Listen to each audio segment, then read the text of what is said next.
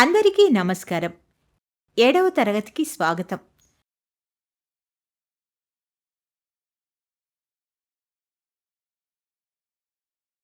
ఈరోజు మీరందరూ ఒక అద్భుతమైన పాఠం వినడానికి సిద్ధంగా ఉన్నారని నేను ఆశిస్తున్నాను. మునుపటి తరగతులలో మనం నూతన రాజులు మరియు రాజ్యాల గురించి నేర్చుకున్నాం. కొత్త రాజవంశాలు ఎలా ఆవిర్భవించాయి,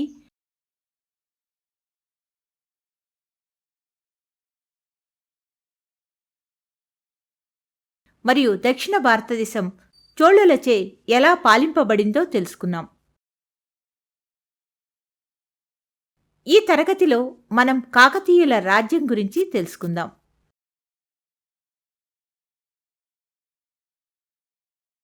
ఇప్పుడు మనం కాకతీయులు ప్రాంతీయ రాజ్య ఆవిర్భావం అనే పాఠం నేర్చుకుందాం.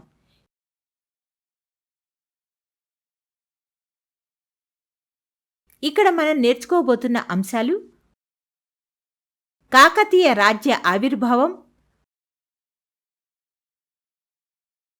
నాయంకార వ్యవస్థ,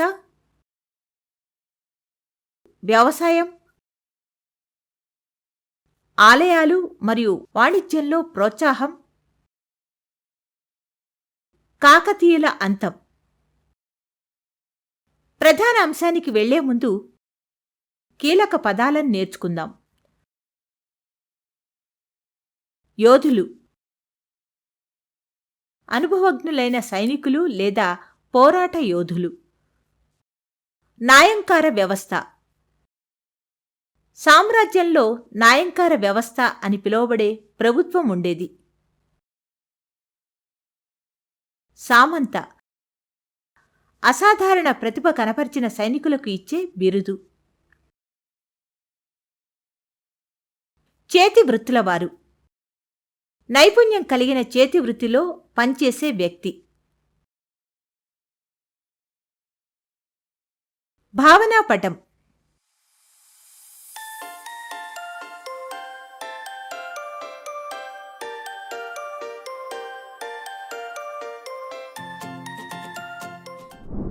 కాకతీయ రాజ్య ఆవిర్భావం. 1000 మరియు 1350 సంవత్సరాలు మన చరిత్రలో ప్రాముఖ్యత కలిగినవి.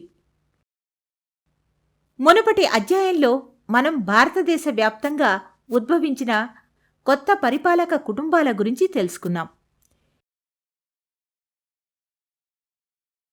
ఈ నాయకులు వ్యవసాయ ప్రధానమైన సమాజాలలో చిన్న రాజ్యాలను ఏర్పాటు చేసి వారి నేతృత్వంలోని సంచార జాతుల వారిని స్థిరపడిన రైతులుగా మార్చాలని లక్ష్యంగా పెట్టుకున్నారు. ఈ అత్యాశగల యోధులు మరియు రాజులు నిరంతరం ఒకరితో ఒకరు యుద్ధాలు చేసేవారు. ఈ పరిస్థితుల నేపథ్యంలో వరంగల్లో కాకతీయ రాజ్యం ఆవిర్భవించింది. ఈ కాలంలోనే తెలుగులో తొలి కవితా కళాఖండంగా భావించే శ్రీమద్ ఆంధ్ర మహాభారతంతో సహా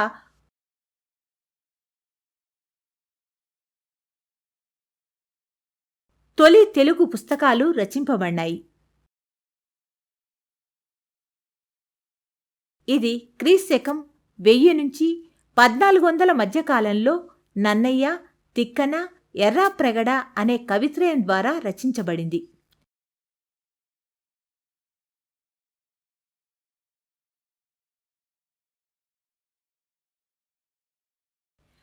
బయ్యారం,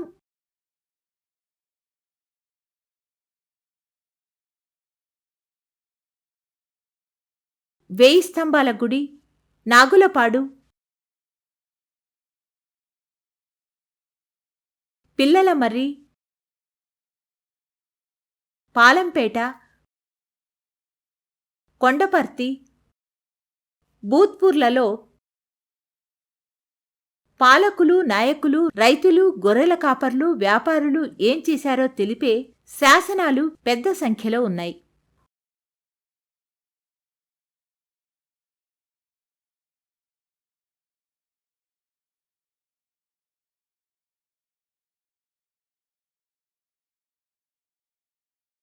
వారి గురించి సంస్కృతం మరియు తెలుగు భాషలలో అనేక పుస్తకాలు రాయబడ్డాయి.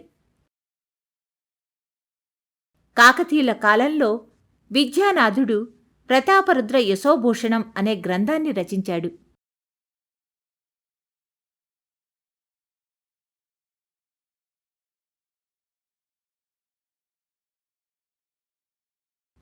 వారి పాలన ముగిసిన తరువాత వినుకొండ వల్లభరాయల కృతాభిరామం,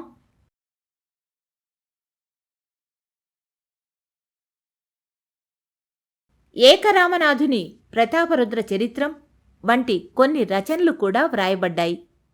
శాసనాలు మరియు సాహిత్యం ప్రకారం కాకతీయులు దుర్జయుని వారసులు అని నమ్ముతారు మరియు తెలుగును తమ రాజకీయ భాషగా ఉపయోగించి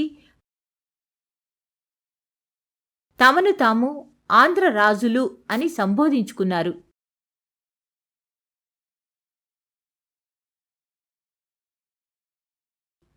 కాకతీయ రాజులు తెలుగు భాష మాట్లాడే కోస్తా తీర ప్రాంతాలను, తెలంగాణ మరియు రాయలసీమను ఏకం చేయాలని భావించారు.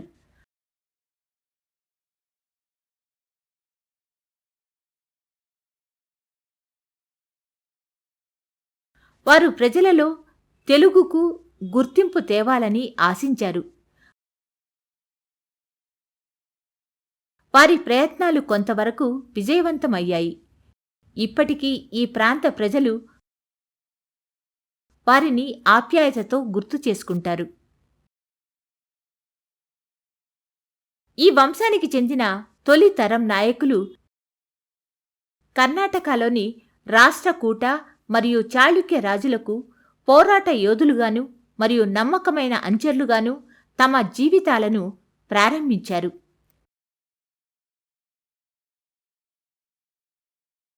వారు రత్తడి అని పిలువబడే గ్రామ నాయకులుగా తమ జీవితాలను ప్రారంభించి చివరికి సైన్యాధిపతులుగా ఎదిగారు. సామంత రాజుల ద్వారా వారి సైనిక నైపుణ్యాలు ప్రదర్శించి సైన్యాధిపతులు సామంతులుగా ఎదిగారు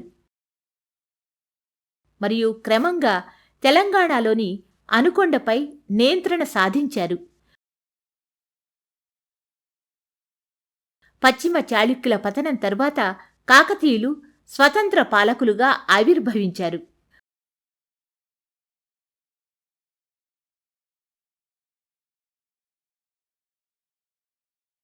రుద్రదేవుని పాలనలో క్రీస్తు శకం 1158 నుంచి 1195 వరకు రాజధానిని హనుమకొండ నుండి ఓరుగల్లుకు మార్చారు.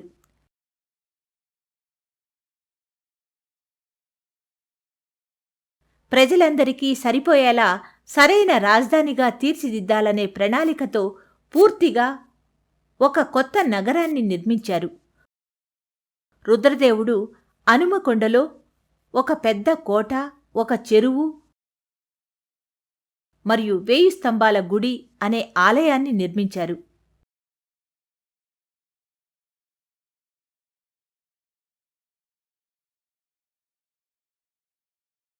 ఇప్పుడు మనం ఓరుగల్లు కోటను చూద్దాం. ఓరుగల్లు పటాన్ని పరిశీలిస్తే వ్యవసాయ భూములను మరియు చెరువులను రక్షించడానికి 4 ద్వారాలతో కూడిన బయటి కోటగోడను మనం చూడవచ్చు. బుట్టలు నేసే చేతి వృత్తుల వంటి వారు నివసించడానికి లోపల గుడిసెలు ఉన్నాయి.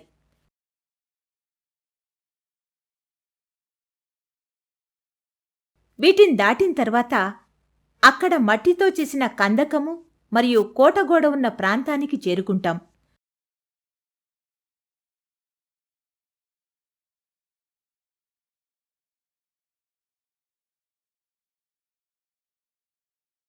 మరో కందకం మరియు రాతి కోటగోడ నగర కేంద్రాన్ని చుట్టుముట్టాయి. ఇక్కడ భవనాలు మరియు రాజభవనాలు అన్ని చోట్ల వ్యాపించి ఉన్నాయి.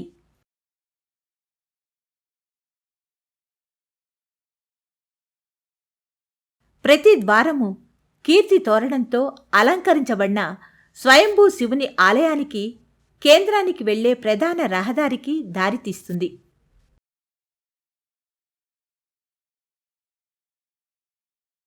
నగరం వాడలుగా విభజించబడింది. అక్కడ ఒకే వృత్తి చేసే ప్రజలు నివసిస్తున్నారు. కాకతీయ రాజులు ప్రధాన నాయకులను తమను రాజులుగా అంగీకరించేలా ఒప్పించి తమ సామంత ఆధీనాలను ఇతర నాయకుల నుండి రక్షించడం ద్వారా అధికారాన్ని పొందారు. ఇతర రాజ్యాలను జయించి వారిని తమ సామంతులుగా మార్చుకున్నారు.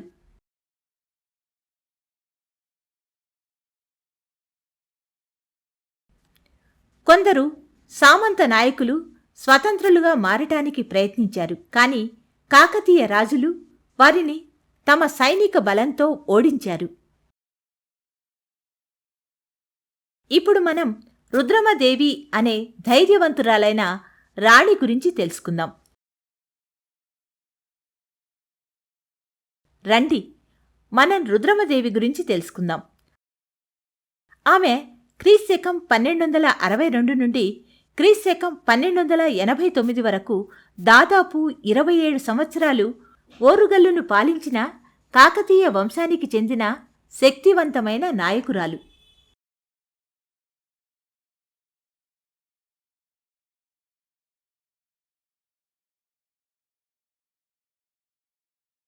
మన దేశంలో మహిళా పాలకులు చాలా తక్కువ మంది ఉన్నారు. ఢిల్లీలో రజియా సుల్తానా అనే మహిళా పాలకురాలు ఉండేది.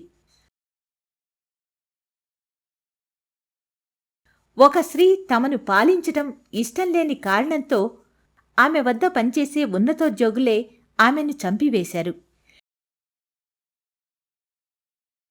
మహిళా పాలకులు అరుదుగా ఉన్న కాలంలో ఆమె తన సామర్థ్యంతో అందర్నీ ఆకట్టుకుంది. ఇటలీకి చెందిన మార్కోపోలో అనే ప్రసిద్ధ యాత్రికుడు ఆమె రాజ్యాన్ని సందర్శించినప్పుడు ఆమె నిర్భయమైన ప్రవర్తన, పురుష వేషధారణ మరియు గుర్రపు స్వారీలో ఆమె గల నైపుణ్యాన్ని గమనించాడు. రుద్రమదేవిని రుద్రదేవ మహారాజా అని కూడా పిలుస్తారు.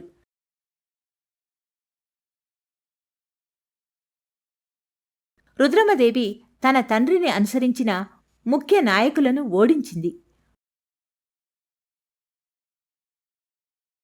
రుద్రమదేవి మరియు ఆమె మనువడు ప్రతాపరుద్రుడు అనేక తిరుగుబాట్లను ఎదుర్కొని ఈ అధిపతులను నియంత్రించటానికి అనేక చర్యలు తీసుకున్నారు.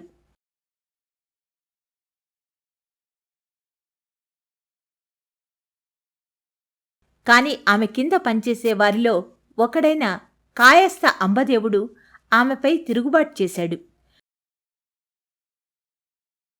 నల్గొండ జిల్లా చెందుపట్లలో జరిగిన యుద్ధంలో రుద్రమదేవి తన ప్రాణాలు కోల్పోయింది.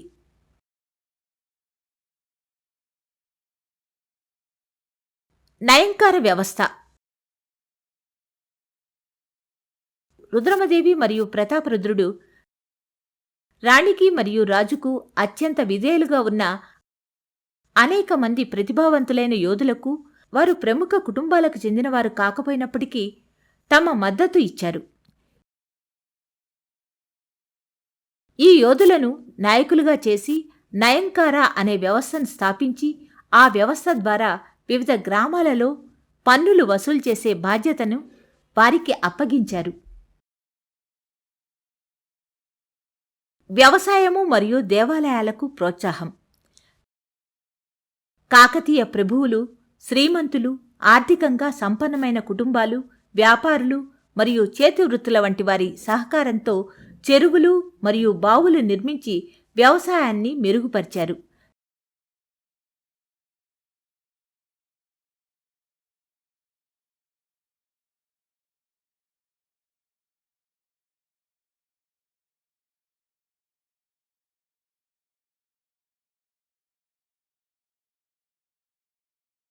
దీనివల్ల తెలంగాణ, రాయలసీమల్లోని సవాళ్లతో కూడిన ప్రాంతాల్లో వ్యవసాయం ఊపందుకుంది. వారు రాజకుటుంబానికి చెందిన ముప్పమాంబ మరియు మైలమ్మ వంటి మహిళలతో పాటు దేవాలయాలకు కూడా భూమిని ఇచ్చారు.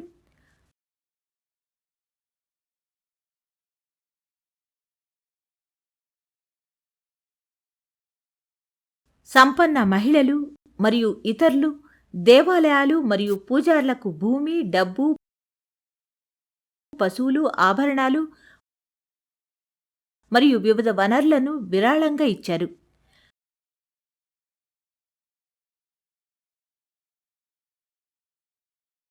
వ్యవసాయ రంగానికి చేసిన ఈ విధమైన సహకారం పన్నులు మరియు పంటల దిగుబడి రూపంలో సంపద పెరుగుదలకు దారితీసింది.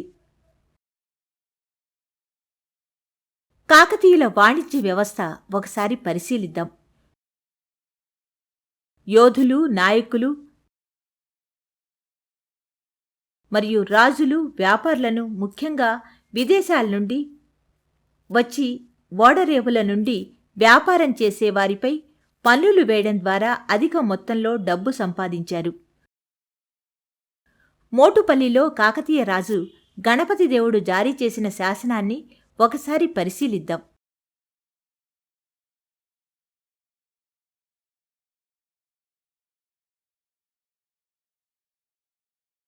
గణపతి దేవుడు వివిధ ప్రాంతాలకు ప్రయాణించే సముద్ర వ్యాపారులకు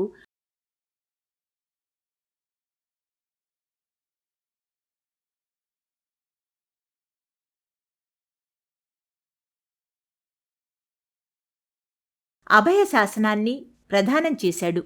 పూర్వకాలంలో రాజులు బంగారం, ఏనుగులు, గుర్రాలు, రత్నాలు మొదలైన వంటి సరుకులన్నిటినీ తీసుకెళ్లేవారు.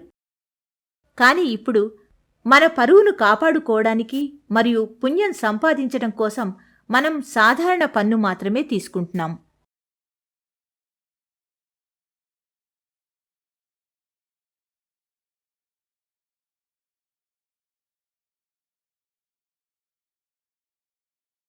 అప్పుడు వ్రాసిన వివరాలను బట్టి వ్యాపారులు వారు అమ్మిన వివిధ వస్తువుల ద్వారా ఎంత డబ్బు సంపాదించేవారు అన్న విషయాలు కూడా ప్రస్తావించబడ్డాయి. 2. కాకతీయుల అంతం. క్రీస్తుశకం 1190 ప్రాంతంలో ఢిల్లీలో ఒక కొత్త రాజ్యం ఆవిర్భవించింది. తుర్కిస్తాన్ నుండి వచ్చిన ఈ కొత్త పాలకులు ఢిల్లీ సుల్తాన్లుగా పిలువబడ్డారు.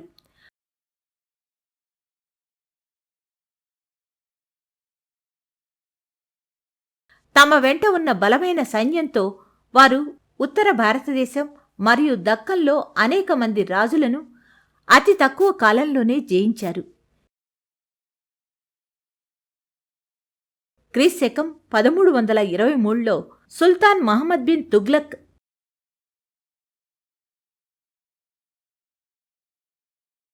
కాకతీయులపై విజయం సాధించాడు.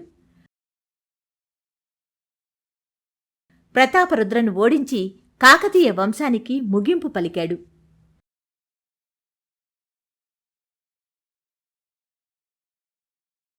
కొన్ని సంవత్సరాల తరువాత కర్ణాటకలో బహుమని మరియు విజయనగర రాజ్యాలు అని పిలువబడే 2 కొత్త రాజ్యాలు స్థాపించబడ్డాయి. వాటి గురించి మనం తదుపరి అధ్యాయంలో తెలుసుకుందాం. ముగింపు. ఈ పాఠం నుండి పశ్చిమ చాళుక్యుల పతనం తర్వాత కాకతీయులు తమంతట తాముగా పాలకులయ్యారు.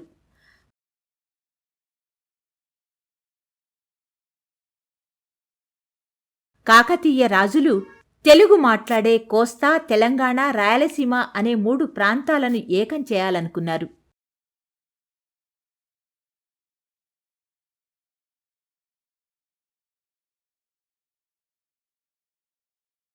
వారు చెరువులు నిర్మించడం ప్రారంభించి తెలుగు మాట్లాడే ప్రాంతాల్లో వ్యవసాయాన్ని అభివృద్ధి చేశారు.